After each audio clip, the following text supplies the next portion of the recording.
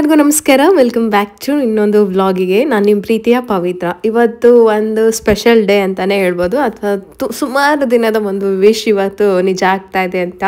So ಸಖತ್ excite ಆಗ್ತಾಯಿತ್ತು, ಸ್ವಲ್ಪ ಭಯ ಆಗ್ತಾಯಿತ್ತು. ಅದಕ್ಕೆ ರೆಡಿ ಆಗಿಬಿಟ್ಟು ಹೊರಟೆ. ಔಟ್ಫಿಟ್ ಆಫ್ ದ ಡೇ ಅಂತಂದರೆ ಈ ಒಂದು ಔಟ್ಫಿಟ್ನ ಹಾಕ್ಕೊಂಡಿದ್ದೀನಿ. ಈ ಕುರ್ತಾ ಸುಮಾರು ಜನ ನಾನು ಹಾಕೊಂಡಾಗೆಲ್ಲ ಲಿಂಕ್ ಕೇಳ್ತಾ ಇರ್ತೀರಾ. ತುಂಬ ಚೆನ್ನಾಗಿದೆ. ಯಾಕೆ ಅಂತ ಅಂದರೆ ಪಿಂಕ್ ಆರೆಂಜ್ ಕಾಂಬಿನೇಷನಲ್ಲಿ ಸೀರೆ ಆಗಲಿ ಕುರ್ತಾ ಆಗಲಿ ಯಾವುದೇ ಡ್ರೆಸ್ ಆಗಲಿ ತುಂಬ ಚೆನ್ನಾಗಿ ಕಾಣಿಸುತ್ತೆ. ಸ್ಕಿನ್ ಮೇಲೆ ಎಲ್ಲರಿಗೂ ಸೂಟ್ ಆಗುತ್ತೆ. ಸೊ ಹಾಗಾಗಿ ಈ ಕಾಂಬಿನೇಷನಲ್ಲಿ ಸೀರೆ ಕೂಡ ಇದೆ, ಅದನ್ನು ಹಾಕೊಂಡೋಗ್ಲೂ ಹಾಗೆ ಕೇಳ್ತಾ ಇರ್ತಾರೆ. ಇನ್ನು ಆರೆಂಜ್ ಬ್ಲ್ಯಾಕ್ ಬಂದ್ಬಿಟ್ಟು ಆ ಕಾಂಬಿನೇಷನ್ ಕೂಡ ತುಂಬ ಚೆನ್ನಾಗಿ ಕಾಣಿಸುತ್ತೆ. ಸೊ ಈ ಥರ ರೆಡಿಯಾಗೇನೋ ಹೊರಟೆ. ಬ್ರೇಕ್ಫಾಸ್ಟ್ಗೆ ರಾಗಿ ರೊಟ್ಟಿ ಬೇಕು ಅಂತ ಅಂದರು. ನೈಟ್ ಸ್ವಲ್ಪ ಪಲ್ಯ ಹಾಗೆ ಉಳಿದಿತ್ತು. ಪ್ರಗತಿಗೆ ಬೇರೆ ಬ್ರೇಕ್ಫಾಸ್ಟ್ ಮಾಡಿಕೊಟ್ಟಿದ್ದೆ. ರಾಗಿ ರೊಟ್ಟಿ ಹಾಕಿದೆ ಎಲ್ಲರಿಗೂ. ಸ್ವಲ್ಪ ಏನು ಅಂತಂದರೆ ಹೀರೆಕಾಯಿ ಮತ್ತು ಸಬ್ಬಕ್ಕಿ ಸೊಪ್ಪೆಲ್ಲ ಹಾಕಿ ಪಲ್ಯ ಮಾಡಿದ್ದೆ, ತುಂಬ ಚೆನ್ನಾಗಿತ್ತು. ಅದ್ರ ಜೊತೆ ಟೊಮೊಟೊ ಗೊಜ್ಜು ಮಾಡಿದ್ದೆ. ಇದಕ್ಕೆ ನಾನು ಇವತ್ತು ರಾಗಿ ರೊಟ್ಟಿ ಮಾಡಿಬಿಟ್ಟು ಹೊರಡ್ತಾ ಇದ್ದೀನಿ. ಸೊ ದೇವ್ರಿಗಂತೂ ನಮಸ್ಕಾರ ಹಾಕ್ಬಿಟ್ಟು ಹೋಗೋಣ ಅಂತ ಹೇಳ್ಬಿಟ್ಟು ದೇವ್ರ ಹತ್ರ ಬೇಡ್ಕೊಂಡು ಚೆನ್ನಾಗೇ ಕಾರ್ ಡ್ರೈವ್ ಮಾಡೋದನ್ನ ಕಲ್ತ್ಕೊಳ್ಳೋಂಗೆ ಆಗಲಿ ಅಂತ ವಿಶ್ ಮಾಡಿಕೊಂಡು ಹೊರಟೆ.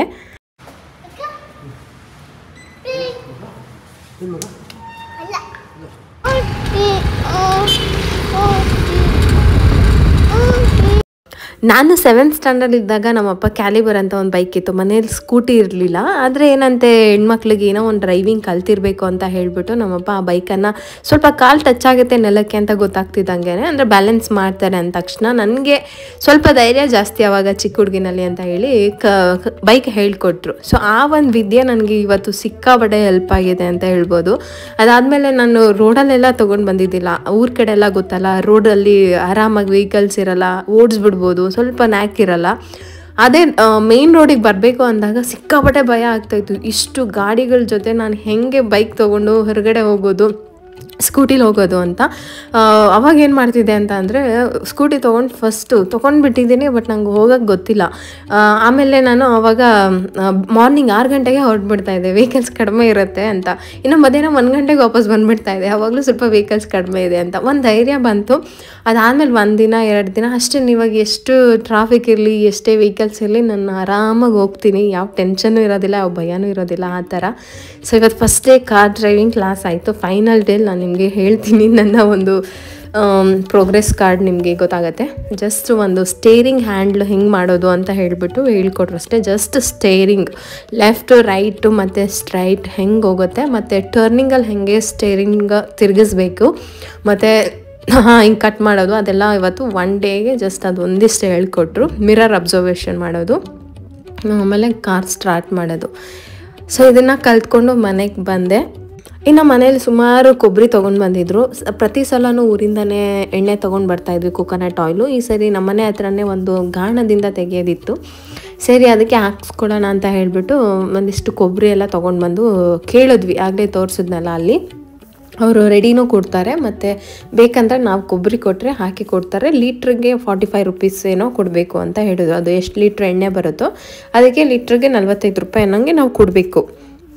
ಕೊಬ್ಬರಿನೂ ಕೊಡಬೇಕು, ಲೀಟ್ರಿಗೆ ದುಡ್ಡು ಕೊಡಬೇಕು.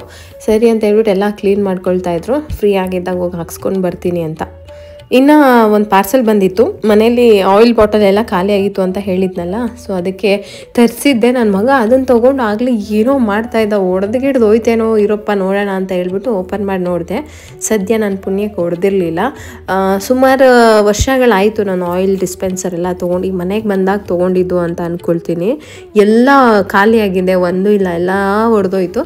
ಸೊ ಅದಕ್ಕೆ ಇವಾಗ ಮತ್ತೆ ಹೊಸದಾಗಿ ಎಲ್ಲ ಸೆಟ್ಟನ್ನು ತೆಗೆಸ್ಕೊಂಡಿದ್ದೀನಿ. ಇದು ಬಂದುಬಿಟ್ಟು ಸ್ಪ್ರೇ, ಮತ್ತು ಹಂಗೇನೋ ಕೂಡ ಹಾಕ್ಬೋದು, ಸ್ಪ್ರೇ ಮಾಡ್ಬೋದು. ನನಗೆ ಈ ಥರದೊಂದು ತೊಗೋಬೇಕು ಅಂತ ಇತ್ತು.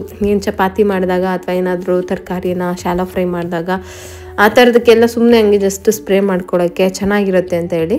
ತುಂಬ ಚೆನ್ನಾಗಿ ವರ್ಕ್ ಆಗುತ್ತೆ ಸ್ಪ್ರೇ. ನಾನು ಆಮೇಲೆ ಆಯಿಲ್ ಹಾಕಿ ಕೂಡ ಚೆಕ್ ಮಾಡ್ತೀನಿ, ಚೆನ್ನಾಗಿತ್ತು. ಅದ್ರ ಜೊತೆಗೆ ಇನ್ನೊಂದು 4 ಆಯಿಲ್ ಬಾಟಲ್ಸ್ನ ಬುಕ್ ಮಾಡಿದ್ದೆ, ಅದು ಕೂಡ ಬರುತ್ತೆ. ಹಾಗೆ ಈ ಒಂದು ಟ್ಯಾಪ್ಗೆ ನಾನು ಕನೆಕ್ಟ್ ಮಾಡಿದ್ದೀನಲ್ಲ, ಇದು ಇಲ್ಲಿರಲಿಲ್ಲ ಮನೇಲಿ. ಫಸ್ಟು ಎಷ್ಟು ನೀರು ಸಿಡಿತಾಯಿತ್ತು, ಎಷ್ಟು ನೀರು ಆಚೆ ಹೋಗ್ತಾಯಿತ್ತು. ಪ್ಲಂಬರ್ನೆಲ್ಲ ಕರೆಸಿದ್ವಿ, ಅವರು ಇದು ಹೋಗಿದೆ, ಇದಕ್ಕೆ ಮ್ಯಾಚ್ ಮಾಡೋಕ್ಕಾಗಲ್ಲ, ಈ ಪೂರ್ತಿ ಸೆಟ್ಟೇ ಚೇಂಜ್ ಮಾಡಬೇಕು ಅಂತ ಹೇಳಿದರು. ಸೊ ಇದು ಆನ್ಲೈನಲ್ಲಿ ಸಿಕ್ತು, ತೊಗೊಂಡು ಬಂದು ಹಾಕ್ತೆ. ಮುಂದೆ ನೋಡಿದ್ರಲ್ಲ ನೀವು, ಅದು ರಬ್ಬರ್ ಇದೆ, ಎಷ್ಟು ದೊಡ್ಡ ಸೈಜು ಚಿಕ್ಕ ಸೈಜ್ಗೆ ಅಡ್ಜಸ್ಟ್ ಮಾಡ್ಬೋದು. ಅದನ್ನು ತಂದು ಹಾಕ್ದಾಗಿಂದ ಸ್ವಲ್ಪ ನನಗೆ ಕ್ಲೀನಿಂಗ್ ಕೆಲಸ ಕಮ್ಮಿ ಆಗಿದೆ. ಎನಿ ಟೈಮ್ ನೀರೆಲ್ಲ ಕಡೆ ಸಿಡಿದು ಬಿಡ್ತಾಯಿತ್ತು, ಸಿಕ್ಕಾಬಟ್ಟೆ ತಲೆನೋವಾಗಿ ಅದು. ಇವಾಗ ಚೆನ್ನಾಗಿದೆ, ತುಂಬ ಚೆನ್ನಾಗಿ ಸೆಟ್ ಆಗುತ್ತೆ. ಫಸ್ಟು ಒಂದು ಸ್ಟೀಲ್ ತೊಗೊಂಡು ಬಂದಿದ್ವಿ, ಅದು ಸೈಜ್ ಅಡ್ಜಸ್ಟ್ ಆಗಲಿಲ್ಲ, ಮಾಡೋಕ್ಕೂ ಆಗಲಿಲ್ಲ. ಈ ಥರ ರಬ್ಬರ್ ತೊಗೊಂಡು ಬಂದಿದ್ರೆ ಎಲ್ಲ ಸೈಜ್ಗೂ ಅಡ್ಜಸ್ಟ್ ಆಗಿಬಿಡೋದು. ಇನ್ನು ಮಧ್ಯಾಹ್ನಕ್ಕೆ ಕಾಬೂಲ್ ಕಡಲೆ ನೆನಾಕಿದೆ, ಅದಕ್ಕೆ ಸ್ವಲ್ಪ ಉಪ್ಪು ನೀರು ಹಾಕಿ 2 ವಿಜಿಲ್ ತೊಗೊಳ್ತೀನಿ. ಪಾಲಕ್ ಸೊಪ್ಪಿತ್ತು, ಅದಕ್ಕೆ ಕಾಬೂಲ್ ಕಡಲೆ ಮತ್ತು ಪಾಲಕ್ ಹಾಕಿ ಗ್ರೇವಿ ಮಾಡ್ಕೊಳ್ಳೋಣ. ಗೀ ರೈಸ್ ಅಥವಾ ಚಪಾತಿ ಮಾಡಿದ್ರೆ ಆಗುತ್ತೆ ಅಂತ. ಇವಾಗ ರೈಸ್ ಮಾಡಿದ್ರೆ ಬೇಕಂದರೆ ರಾತ್ರಿಗೆ ಒಂದೊಂದು ಚಪಾತಿ ಮಾಡ್ಕೋಬೋದಲ್ವ. ಪಾಲಕ್ ಸೊಪ್ಪೆಲ್ಲ ತೊಳೆದ್ಬಿಟ್ಟು ಅದನ್ನು ಕೂಡ ಬೇಯಿಸ್ಕೊಂಡು ಸಪ್ರೇಟಾಗಿ ರುಬ್ಕೊಳ್ಳೋದು. ಪಾಲಕ್ ಪನ್ನೀರ್ ಹೆಂಗೆ ಮಾಡ್ತೀವೋ ಅದೇ ಥರನೇ, ಆದರೆ ಪನ್ನೀರ್ ಬದಲಿಗೆ ನಾನಿಲ್ಲಿ ಕಾಬೂಲ್ ಕಡಲೆ ಹಾಕ್ಕೊಳ್ತಾ ಇದ್ದೀನಿ. ಇದು ರೈಸ್ಗೂ ಚೆನ್ನಾಗಿರುತ್ತೆ, ಚಪಾತಿಗೂ ಚೆನ್ನಾಗಿರುತ್ತೆ. ಸೊ ಇಷ್ಟೇ, ನೀರು ಹಾಕ್ಬಿಟ್ಟು ಬೇಯಿಸ್ಕೊಂಡು ಅದನ್ನು ಒಂದು ಪೇಸ್ಟ್ ಮಾಡ್ಕೊಳ್ಳೋದು. ಜಾಸ್ತಿ ಏನು ಕಟ್ಟಿಂಗು ಇರೋದಿಲ್ಲ. ಈರುಳ್ಳಿ, ಬೆಳ್ಳುಳ್ಳಿ, ಶುಂಠಿ, ಟೊಮೊಟೊ ಇಷ್ಟೇ ಕಟ್ ಮಾಡಿಕೊಂಡು ಅದನ್ನು ಎಣ್ಣೆಯಲ್ಲಿ ಫ್ರೈ ಮಾಡಿಕೊಂಡು ಅದನ್ನು ಕೂಡ ರುಬ್ಕೋಬೇಕು. ಬೇಕಂದರೆ ಸ್ವಲ್ಪ ಕ್ಯಾಶ್ಯೂನ ಪೇಸ್ಟ್ ಮಾಡಿ ಇಟ್ಕೊಂಡು ಮೇಲೆ ಹಾಕೋಬೋದು. ನಾನೇನೋ ಹಾಕ್ತಾಯಿಲ್ಲ. ಗೋಡಂಬಿ. ಸೊ ಸುಮಾರು ಜನ ಕೇಳ್ತಾ ಇದ್ರಿ, ಏನಾಯಿತು ಡ್ರೈವಿಂಗ್ ಕ್ಲಾಸ್ಗೆ ಏನು ಅಪ್ಡೇಟೇ ಇಲ್ಲ, ಹೋಗಲೇ ಇಲ್ವಾ ಅಂತ. ನಾನಂತೂ ದಿನ ಮುಂದಕ್ಕೆ ಹಾಕಿ ತುಂಬ ಜಾಸ್ತಿ ಇದಾಯಿತು. ನನ್ನ ಹಸ್ಬೆಂಡ್ ಇದೇ ಥರ ಮುಂದೆ ಹಾಕಿದ್ರೆ ನಿಂಗೆ ಕಾರ್ ಡ್ರೈವಿಂಗ್ ಕಲಿಯೋದಿಲ್ಲ. ಸೊ 10 ಡೇಸ್ ಅಷ್ಟೇ ಕಲ್ತ್ಕೊ, ಅದಾದಮೇಲೆ ನಾನು ಡೈಲಿ ಒಂದು ಪ್ರಾಕ್ಟೀಸ್ ಮಾಡಿಸ್ತೀನಿ, ನೀನು ಕಂಪ್ಲೀಟಾಗಿ ಕಲ್ತ್ಕೊತೀನಿ ಅನ್ನೋ ತನಕನೂ ನಾನು ಪ್ರಾಕ್ಟೀಸ್ ಮಾಡಿಸ್ತೀನಿ. ಸೊ ಆವಾಗ ನಿನ್ಗೆ ಇನ್ನೂ ಈಸಿಯಾಗಿ ಬರುತ್ತೆ ಅಂತ. ಸೊ ಸರಿ ಆಯಿತು, ಇನ್ನೇನು ಮಾಡೋದು, ಅಷ್ಟೊಂದು ಧೈರ್ಯ ಹೇಳ್ತಾ ಇದ್ದಾರೆ. ಕಲಿಬೇಕಂತ ಆಸೆ, ಬಟ್ ಒಂಥರ ಭಯ, ಏನು ಮಾಡೋದು ಅಂತ. ಇಲ್ಲಿ ಪೇಸ್ಟ್ಗೆ ಸ್ವಲ್ಪ ಕಡಲೆಕಾಳು ಹಾಕ್ಕೊಂಡಿದ್ದೀನಿ. ಪಾಲಕ್ ಸೊಪ್ಪಿಂದು ಸಪ್ರೇಟಾಗಿ ತೆಗೆದುಬಿಟ್ಟು ಅದಕ್ಕೆ ಇನ್ನು ಫ್ರೈ ಮಾಡ್ಕೊಂಡಿದೆ ಅಂತ ಈರುಳ್ಳಿ, ಟೊಮೊಟೊ, ಶುಂಠಿ, ಬೆಳ್ಳುಳ್ಳಿನೂ ಕೂಡ ರುಬ್ಕೊಂಡು ಎಣ್ಣೆಗೆ ಸಾಸಿವೆ ಹಾಕ್ಕೊಂಡು ರುಬ್ಬಿರೋ ಮಸಾಲ, ಅದ್ರ ಜೊತೆಗೆ ಜೀರಿಗೆ ಪುಡಿ, ಗರಂ ಮಸಾಲ, ಧನಿಯಾ ಪುಡಿ, ಸ್ವಲ್ಪ ಖಾರದ ಪುಡಿ, ಉಪ್ಪು ಹಾಕಿ ಎಣ್ಣೆಯಲ್ಲಿ ಚೆನ್ನಾಗಿ ಫ್ರೈ ಆದಮೇಲೆ ರುಬ್ಬಿರೋ ಪಾಲಕ್ ಪೇಸ್ಟ್ ಹಾಕ್ಕೊಳ್ಳೋದು.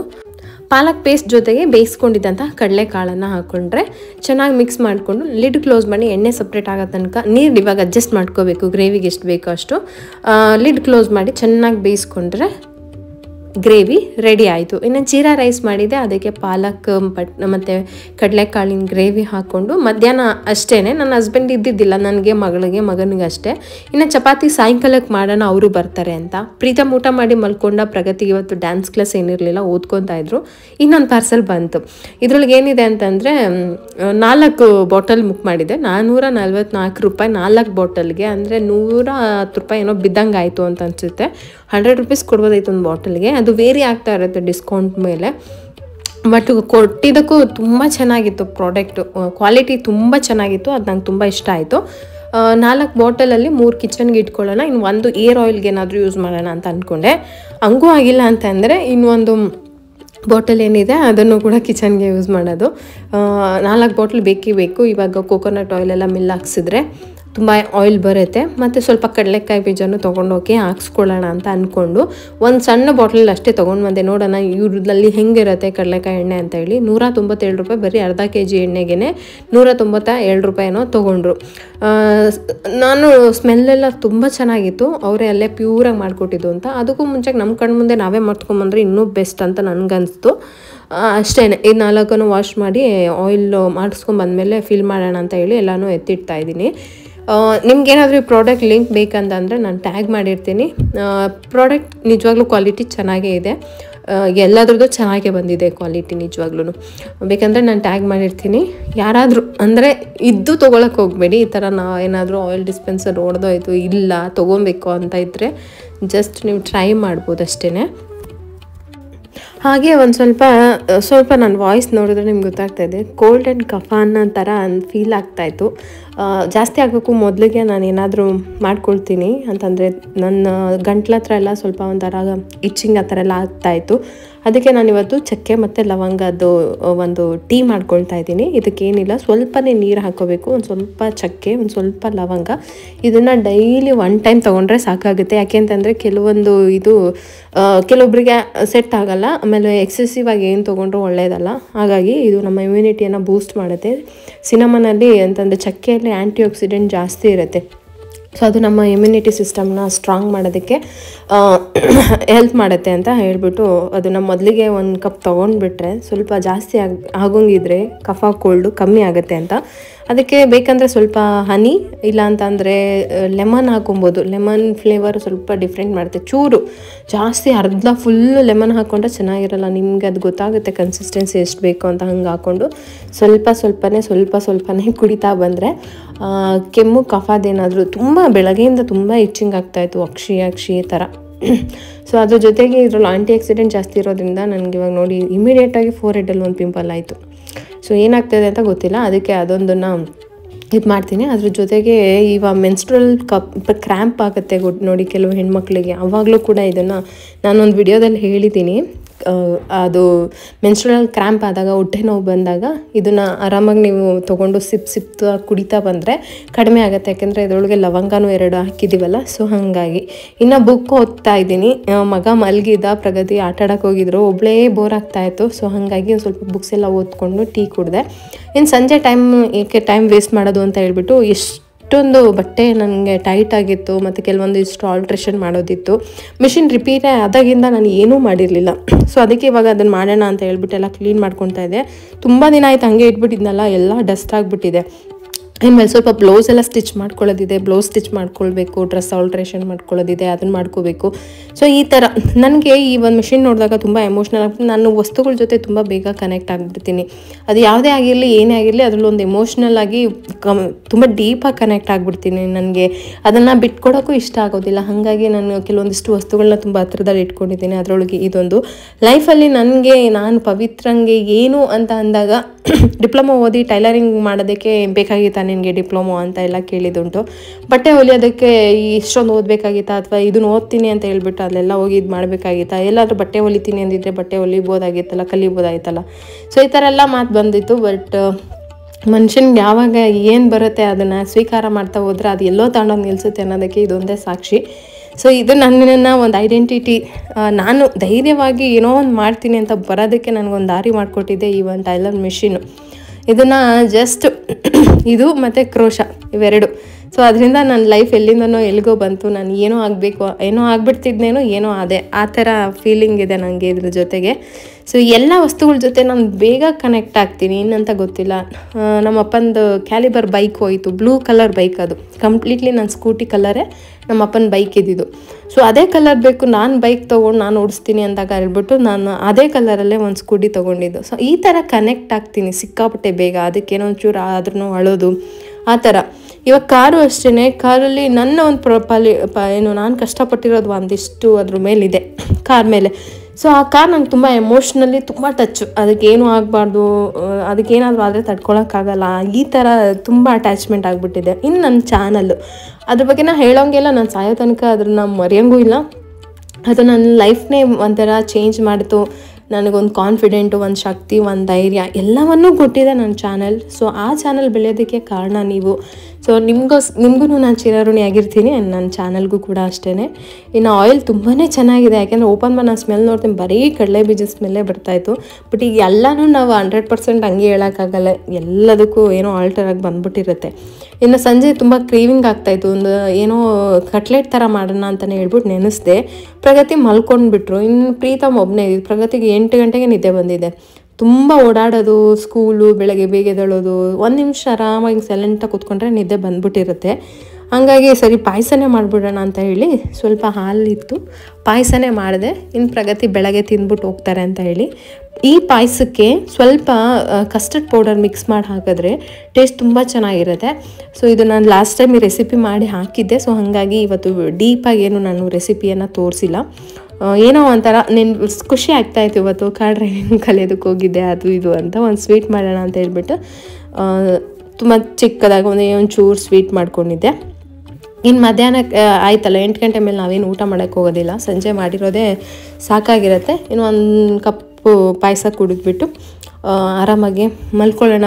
ಬೆಳಗ್ಗೆ ಬೇಗ ಎದ್ದೇಳಬೇಕು, ಯಾಕೆಂತಂದರೆ ನಾಳೆ ಸ್ವಲ್ಪ ಸ್ಪೆಷಲ್ ಡೇ ನಮಗೆ. ಸೊ ಹಾಗಾಗಿ ಅದ್ರದ್ದು ಪ್ರಿಪ್ರೇಷನ್ ಎಲ್ಲ ಇತ್ತು. ಅದೇನು ಅಂತ ಹೇಳ್ಬಿಟ್ಟು ನಾನು ನಿಮಗೆ ನೆಕ್ಸ್ಟ್ ವ್ಲಾಗಲ್ಲಿ ಹೇಳ್ತೀನಿ. ನಿಮಗೂ ಆಲ್ರೆಡಿ ಗೊತ್ತಿರುತ್ತೆ, ಡೇಟ್ ನೆನಪಿದ್ರೆ ಗೊತ್ತಿರುತ್ತೆ ಅಷ್ಟೇ.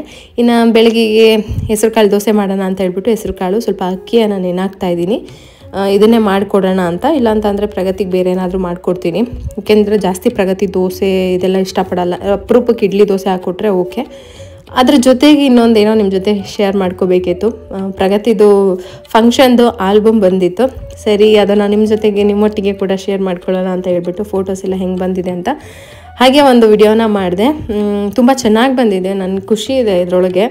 ತುಂಬ ಕಷ್ಟಪಟ್ಟು ಒಂದು ಏನೋ ಮಾಡ್ತೀವಿ, ಬಟ್ ಅದು ಪ್ರತಿಫಲನ ಅಲ್ಲಿಗೆ ಒಂದಿನಕ್ಕೆ ಮರ್ತೋಗುತ್ತೆ ಅಂತ ಇರುತ್ತಲ್ವ. ಸೊ ಈ ಥರ ಆಲ್ಬಮ್ಗಳು ಮಾಡ್ಕೊಂಡ್ರೆ ಏನಾಗುತ್ತೆ ಗೊತ್ತಾ, ಅದನ್ನು ನೋಡಿದಾಗೆಲ್ಲ ನೆನಪಾಗ್ತಾ ಇರತ್ತೆ, ಹಿಂಗಿದ್ವಾ, ಹೀಗೆ ಮಾಡಿಸಿದ್ವಾ, ಹೀಗೆಲ್ಲ ಇತ್ತಾ ಅಂತ. ಸೊ ತುಂಬ ಚೆನ್ನಾಗಿ ಆಲ್ಬಮ್ ರೆಡಿ ಮಾಡಿ ಕೊಟ್ಟಿದ್ದಾರೆ. ಸೊ ಎಕ್ಸ್ಪೆಕ್ಟ್ ಮಾಡಿದಕ್ಕಿಂತ ತುಂಬ ಚೆನ್ನಾಗಿ ಮಾಡಿಕೊಟ್ರು. ಸೊ ನಂಗೆ ತುಂಬಾ ಇಷ್ಟ ಆಯಿತು. ನಿಮಗೆ ಫೋಟೋಗ್ರಾಫರ್ಸ್ ನಂಬರ್ ಬೇಕು ಅಂದರೆ ನಾನು ಹಾಕ್ತೀನಿ, ಯಾಕೆಂತಂದರೆ ನನ್ನ ಪ್ರೆಗ್ನೆನ್ಸಿ ಫೋಟೋ ಶೂಟ್ ಮಾಡಿಸಿದ್ದು ಅವ್ರ ಹತ್ರನೇ. ತುಂಬ ಚೆನ್ನಾಗಿ, ನಾನು ಎಕ್ಸ್ಪೆಕ್ಟ್ ಮಾಡಿದಕ್ಕಿಂತ ಚೆನ್ನಾಗಿ ಮಾಡಿಕೊಡ್ತಾರೆ, ಬಜೆಟಲ್ಲಿ ಮಾಡಿಕೊಡ್ತಾರೆ. ಸೊ ಅದು ಇಷ್ಟ ಆಯಿತು. ಸೊ ಎಲ್ಲ ಫೋಟೋಸ್ಗಳು ಇನ್ನೂ ಆ್ಯಕ್ಚುಲಿ ಇದು ಫೋಟೋ ವಿಡಿಯೋದಲ್ಲಿ ನೀವು ನೋಡೋದಕ್ಕಿಂತ ರಿಯಲಾಗಿ ತುಂಬ ಹ್ಯೂಜ್ ದೊಡ್ಡದಾಗಿದೆ. ಆ್ಯಕ್ಚುಲಿ ಇದನ್ನು ಕಟ್ ಮಾಡಿ ಹಾಗೆ ಫ್ರೇಮ್ ಥರ ಅಂಟಿಸ್ಕೊಂಡ್ಬಿಡ್ಬೋದು, ಆ ಥರ ಇದೆ. ನಾನು ಸ್ವಲ್ಪನೇ ಇದ್ದಾವೆ ಫೋಟೋಸ್ ಅಂತ ಹೇಳಿದ್ರು, ಅಂದರೆ ಸೆಲೆಕ್ಟೆಡ್ ಫೋಟೋಸ್ಗಳು ಇಷ್ಟಿದ್ದಾವೆ ಅಂತ. ಸೊ ಹಂಗಾದರೆ ನನಗೆ ಎಲ್ಲ ತುಂಬ ಚೆನ್ನಾಗಿ ಬರಬೇಕು, ನಂಗೆ ಚಿಕ್ಕದಾದರೂ ಪರವಾಗಿಲ್ಲ, ಬಟ್ ತುಂಬ ಚೆನ್ನಾಗಿ ಬರಬೇಕು ಅಂತ ಹೇಳಿದೆ. ಸರಿ ಅಂತ ಹೇಳಿ ಅದೇ ಥರ ಮಾಡಿಕೊಟ್ರು. ಎಷ್ಟು ಚೆನ್ನಾಗಿ ಬಂದಿದೆ ಅಲ್ವಾ. ಏನೋ ಮಾಡಿದ್ದೀವಿ ಅಂತಂದರೆ ಸೊ ಅದು ಮರ್ತೋಗೋ ಅಂಥದ್ದು ಏನಿರಲ್ಲ, ಬಟ್ ನಮ್ಮ ಮೈಂಡಲ್ಲಿ ಅದನ್ನು ರೀಕಾಲ್ ಮಾಡ್ತಾ ಇರ್ತೀವಿ. ಬಟ್ ವಿಜುವಲ್ ಆಗಿ ನೋಡ್ತಾ ಇದ್ದರೆ ಒಂದು ವಿಡಿಯೋನೋ ಒಂದು ಫೋಟೋನೋ ಸೊ ಅದು ಇನ್ನೂ ಚೆನ್ನಾಗಿ ನಮಗೆ ವಿಜುವಲೈಸ್ ಆಗಿ ಕಾಣಿಸ್ತಾ ಇರುತ್ತೆ. ಒಂದೊಂದು ಪೇಜನ್ನು ಒಂದೊಂದು ಥರ ಡಿಫ್ರೆಂಟಾಗಿ ಮಾಡ್ತಾಯಿದ್ರು. ಅದರೊಳಗೆ ಪ್ರಗತಿ ಫೋಟೋಸ್ ಮಾತ್ರ ತುಂಬ ದೊಡ್ಡದಾಗಿ ಹಾಕಿರೋದು ಮಾತ್ರ ಸಿಕ್ಕಾಬಡೆ ಸಖತ್ತಾಯಿತು. ನಿಮಗೂ ಕೂಡ ಇಷ್ಟ ಆಗಿದೆ ಅಂತ ಅಂದ್ಕೊಳ್ತೀನಿ. ಸುಮಾರು ಜನ ಕೇಳ್ತಾ ಇದ್ರಿ ಆಲ್ಬಮ್ ತೋರಿಸಿ ಅಂತ ಹೇಳಿ, ಬಂದಿರಲಿಲ್ಲ, ರೆಡಿ ಮಾಡ್ತಾಯಿದ್ದೆ. ಆ್ಯಕ್ಚುಲಿ ಅವ್ರು ಮರ್ತುಬಿಟ್ಟಿದ್ರು, ನಾವು ಕೇಳೋದು ಮರ್ತುಬಿಟ್ಟಿದ್ವಿ. ಆಮೇಲೆ ಫೋನ್ ಮಾಡಿ ಈ ಥರ ನಮ್ಗೆ ಆಲ್ಬಮ್ಮೇ ಕೊಟ್ಟಿಲ್ಲ ಅಂತಂದಿದ್ದಕ್ಕೆ, ಸಾರಿ ನಾನು ಬ್ಯುಸಿಲಿ ಮರ್ತೋದೆ ಅಂತ ಹೇಳಿ ಮತ್ತೆ ರೆಡಿ ಮಾಡಿ ಅವರೇ ನಮಗೆ ಸೆಂಡ್ ಮಾಡಿದ್ರು. ನಾವೇನು ಹೋಗಿ ಇಸ್ಕೊಂಡು ಬರಲಿಲ್ಲ. ಅವರೇ ಈಗೆಲ್ಲ ಪೋರ್ಟರ್ ಅಂತ ಬಂದಿದ್ದೆಲ್ಲ ಅವ್ರ ಕೈಲಿ ಕೊಟ್ಟರೆ ಅವರೇ ತೊಗೊಂಬಂದ್ಬಿಡ್ತಾರೆ ಅಡ್ರೆಸ್ಸಿಗೆ. ಸರಿ ತಂದು ಕೊಟ್ಟರು, ನಿನ್ನೆ ಈವ್ನಿಂಗೇ ತಂದು ಕೊಟ್ಟರು. ಸರಿ ಹಾಗೆ ನಿಮ್ಮ ಜೊತೆ ಹಂಚ್ಕೊಳ್ಳೋಣ ಅಂತ ಅನ್ನಿಸ್ತು.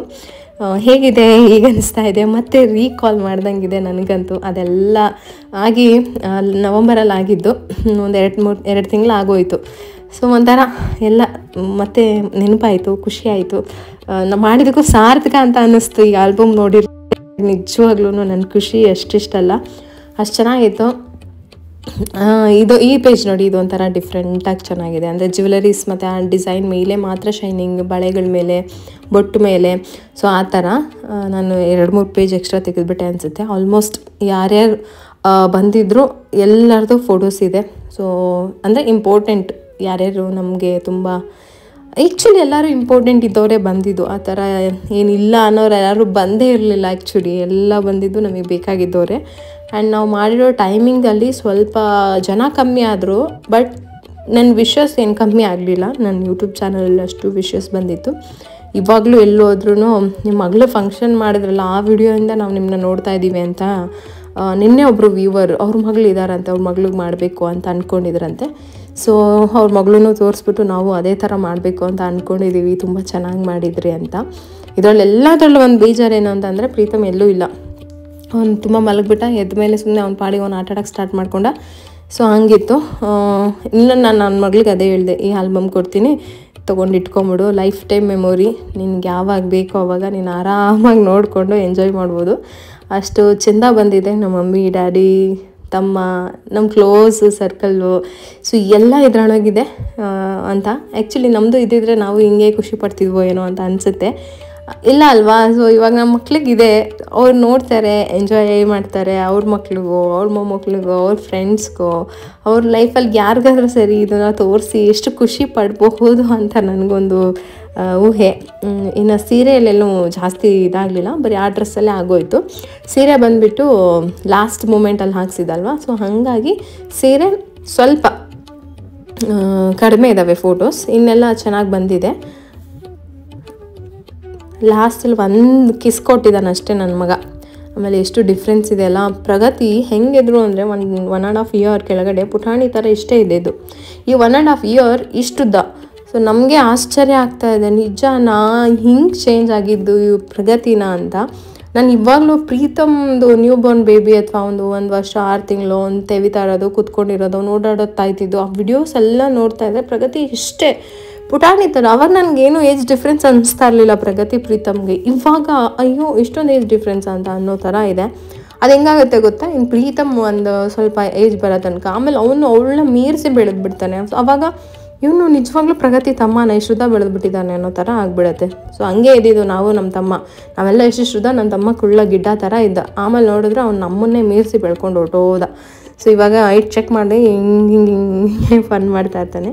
ಸೊ ಇದಿಷ್ಟು ಲಾಸ್ಟಲ್ಲಿ ಒಂದು ಫೋಟೋಗೆ ಬಂದ ನಾನು ಇದ್ದೀನಿ ಅಂತ. ಸೊ ಇದನ್ನು ನಿಮ್ಮ ಜೊತೆ ಹಂಚ್ಕೊಳ್ಳೋದಕ್ಕೆ ನಂಗೆ ತುಂಬಾ ಖುಷಿ, ತುಂಬ ಸಂತೋಷ ಆಯಿತು. ನೀವೆಲ್ಲ ನೋಡಿದ್ದೀರಾ ಅಂತ ಅಂದ್ಕೊಳ್ತೀನಿ. ಸೊ ನಿಮಗೂ ಕೂಡ ನನ್ನಷ್ಟೇ ಖುಷಿಯಾಗಿರುತ್ತೆ. ಬೇಕಂತಂದರೆ ನಾನು ಕಾಂಟ್ಯಾಕ್ಟ್ ನಂಬರ್ ಹಾಕಿರ್ತೀನಿ, ಒಳ್ಳೊಳ್ಳೆ ಆಲ್ಬಮ್ ಮಾಡಿಕೊಡ್ತಾರೆ. ನಮ್ಮ ಫ್ಯಾಮಿಲಿ ಜನಕ್ಕೆ ಇವ್ರು ಫೋಟೋಗ್ರಫಿ ಮಾಡಿದ್ದಾರೆ. ಸೊ ಹಾಗಾಗಿ ನಾನು ಇವ್ರಿಗೆ ಹೇಳಿದ್ದು, ಸುಮ್ಮನೆ ಗೊತ್ತಿಲ್ಲದವ್ರಿಗೆ ಹೇಳಿ ನಾಮಕರಣದಲ್ಲಿ ತುಂಬ ಇದಾಗೋಯ್ತು. ನಿಜವಾಗ್ಲೂ ಅಷ್ಟೆಲ್ಲ ಕಷ್ಟಪಟ್ಟು ಪ್ರೀತಮ್ ನಾಮಕರಣದಲ್ಲಿ ಒಂಚೂರು ಚೆನ್ನಾಗಿ ಬಂದಿಲ್ಲ, ಅದು ನನಗೆ ಸಿಕ್ಕಾಪಟ್ಟೆ ಬೇಜಾರಾಗೋಯ್ತು. ಒಂಚೂರು ಚೆನ್ನಾಗಿ ಮಾಡಿಕೊಟ್ಟಿಲ್ಲ ಇವರು. ಫೋಟೋನೇ ಅಟ್ಲೀಸ್ಟ್ ಫೋಟೋ ಕಾಪಿನೇ ತುಂಬ ಬೆಟರಾಗಿ ಕೊಡ್ತಾರೆ. ಸೊ ಅದರಲ್ಲಿ ನನ್ನದು ಪ್ರೆಗ್ನೆನ್ಸಿ ಫೋಟೋಶೂಟು ತುಂಬ ಚೆನ್ನಾಗಿತ್ತು. ಬರೀ ಪಿಕ್ ಅಷ್ಟೇ ಕೊಟ್ಟಿದ್ರು, ನಾನು ಆಲ್ಬಮ್ ಮಾಡಿಸಿರಲಿಲ್ಲ. ಇದರಲ್ಲೂ ಕೂಡ ಅಷ್ಟೇ ಫೋಟೋ ತುಂಬ ಚೆನ್ನಾಗಿತ್ತು. ಬಟ್ ನಾಮಕರಣದಲ್ಲಿ ತುಂಬ ಯಾಮಾರ್ಬಿಟ್ಟೆ ಅಂತ ಅನ್ನಿಸ್ತು. ಅದಕ್ಕೆ ನಾನು ಮತ್ತೆ ಚಾನ್ಸ್ ತೊಗೊಳ್ಳೋದು ಬೇಡ ಅಂತ ಹೇಳಿ ಇವ್ರಿಗೆ ಹೇಳಿದ್ದು. ನೆಕ್ಸ್ಟ್ ಟೈಮ್ ಇವ್ರಿಗೆ ಹೇಳೋಣ ಅಂತ ಅಂದ್ಕೊಂಡಿದ್ದೀನಿ, ಏನಾದರೂ ಆದ್ರೂ. ಸೊ ಇದಿಷ್ಟು ನನ್ನ ಸ್ವೀಟ್ ಮೆಮೊರಿಯಲ್ಲಿ ಸೇರ್ಕೊಂಡಂತಹ ಒಂದು ಆಲ್ಬಮ್. ತುಂಬ ಖುಷಿ ಆಯಿತು. ನನ್ನ ಮದುವೆ ಆಲ್ಬಮ್ನು ಮೀರಿಸಿದೆ. ಸೊ ಅದನ್ನು ನೋಡಿದ್ರೆ ನಂಗೆ ಅಷ್ಟು ಖುಷಿ ಆಗಲ್ಲ, ಅಷ್ಟು ಖುಷಿ ಆಯಿತು. ಸಿಕ್ಕಾಪಟ್ಟೆ ಚೆನ್ನಾಗಿ ಬಂದಿದೆ ಫೋಟೋಸ್ ಎಲ್ಲ. ಸೊ ನಿಮ್ಗೆ ಏನು ಅನ್ನಿಸ್ತು ಅಂತ ಹೇಳಿ. ಹಾಗೆ ನಿಮ್ಗೆ ಏನಾದರೂ ಇನ್ಫಾರ್ಮೇಷನ್ ಬೇಕು ಅಂತಂದರೆ ನನಗೆ ಕಮೆಂಟ್ ಸೆಕ್ಷನಲ್ಲಿ ಕೇಳಿ. ನನಗೆ ಗೊತ್ತಿರೋ ಅಷ್ಟನ್ನು ನಾನು ನಿಮ್ಮ ಜೊತೆ ಹಂಚ್ಕೊಳ್ಳೋಕ್ಕೆ ಟ್ರೈ ಮಾಡ್ತೀನಿ. ಸ್ವಲ್ಪ ಬ್ಯುಸಿ ಇದ್ದೆ, ಮನೆ ನೋಡ್ತಾ ಇದ್ದೀವಿ, ಒಂದಿಷ್ಟು ಇದಿದೆ, ಸ್ಕೂಲ್ ಎಕ್ಸಾಮ್ಸ್, ಹಾಗಾಗಿ ಕೆಲವೊಂದಿಷ್ಟು ಕಮೆಂಟ್ಸ್ಗೆ ನಾನು ರಿಪ್ಲೈ ಮಾಡೋಕ್ಕೆ ಆಗಿಲ್ಲ. ಆದರೂ ನಾನು ಮಾಡೇ ಮಾಡ್ತೀನಿ. ಯಾವುದೇ ವ್ಲಾಗಿಗೂ ಮಿಸ್ ಮಾಡೋದಕ್ಕೆ ಹೋಗೋದಿಲ್ಲ. ಫ್ರೀ ಟೈಮಲ್ಲೆಲ್ಲ ನಾನು ರಿಪ್ಲೈ ಮಾಡೋಕ್ಕೆ ಟ್ರೈ ಮಾಡ್ತಾ ಇರ್ತೀನಿ. ಸ್ವಲ್ಪ ನನಗೂ ಕೂಡ ಒಂಥರ ಹೆಲ್ತ್ ಇಶ್ಯೂಸ್ ಅಲ್ಲ, ಒಂದು ಟಯರ್ಡ್ನೆಸ್ಸು, ನನಗೆ ಕೆಲಸ ಓವರ್ ಅಂತ ಅನ್ನಿಸ್ತು ಅಷ್ಟೇ. ಸೊ ಸಿಗ್ತೀನಿ ನೆಕ್ಸ್ಟ್ ವ್ಲಾಗಲ್ಲಿ. ಟೇಕ್ ಕೇರ್, ಬಾಯ್.